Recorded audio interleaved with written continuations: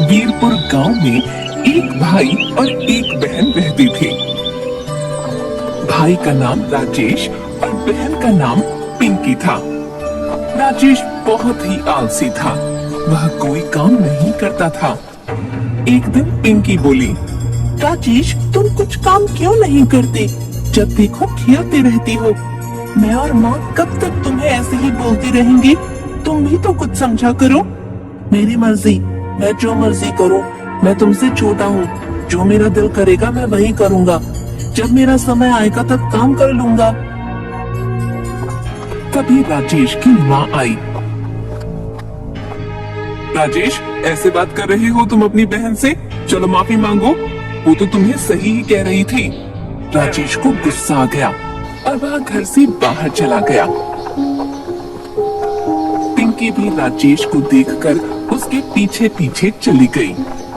तभी पिंकी बोली, राजेश राजेश इतने गुस्से से कहाँ जा रहे हो? मैं वन में जा रहा हूँ लकड़ी काटने। जब देखो तुम सब मुझे ताने मारते रहते हो। और इसी तरह पिंकी राजेश का पीछा करते करते वन में पहुँच गई। लकड़ी काटते समय राजेश का पैर फिसला और वह नदी में जा गिरा। पिंकी पिंकी मुझे बचाओ, मैं बह रहा हूँ।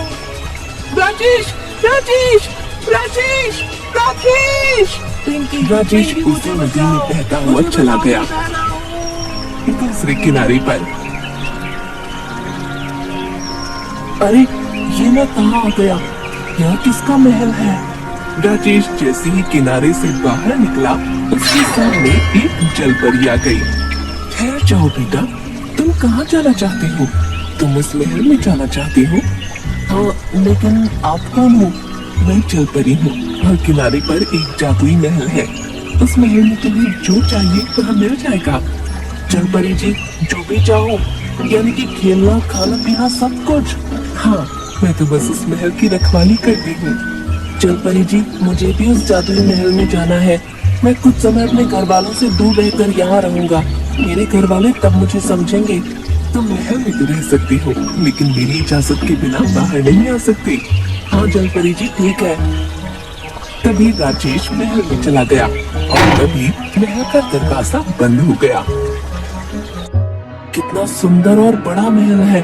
अब तो मैं बड़े मजे से रहूंगा, खाऊंगा और पीऊंगा।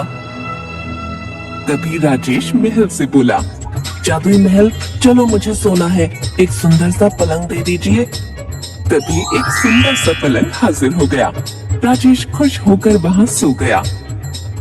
वहीं पिंकी अपने भाई को ढूंढने के लिए सबको लेकर आई, लेकिन वहाँ पर कोई नदी नहीं थी। सब उसे ढूंढने लग गए और थोड़ी देर ढूंढने के बाद सब वहाँ से चले गए। राजेश जादुई महल में बहुत खुश था। जब वह खाने को मांगता तो खाना आ जाता।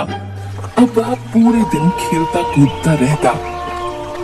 राजेश कुछ दिन तक तो खुश था, लेकिन फिर उदास रहने लगा। उसे घर की और माँ की याद सताने लगी और एक दिन उसने खुद से कहा, मुझे सबकी याद आ रही है। मैं इतने दिनों से यहाँ हूँ, सब बहुत परेशान हो रहे होंगे, मुझे जाना चाहिए। तभी राजेश महल से बाहर निकलने लगा तो उसे सूंड का झटका लगा और बहुत दूर जाकर गिरा।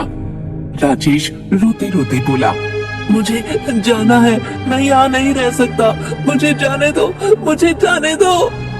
महल बोला, अब तुम यहीं रहोगे। जब जलपरी का आदेश आएगा तभी तुम जा सकोगे। राजेश जोर जोर से जलपरी को आवाज देने लगा। तभी जलपरी आ गई और कहने लगी, क्या हुआ राजेश?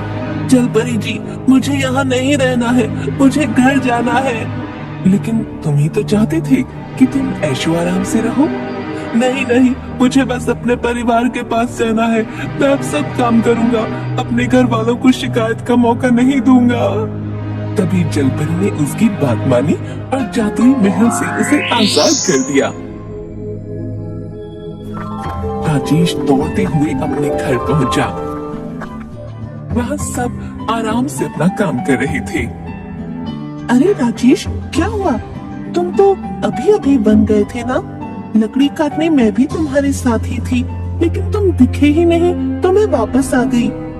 राजेश सोचने लगा, मैं तो काफी दिन से घर से बाहर था, जादुई महल में था, लेकिन पिंकी ऐसा क्यों बोल रही है कि मैं अभी गया था।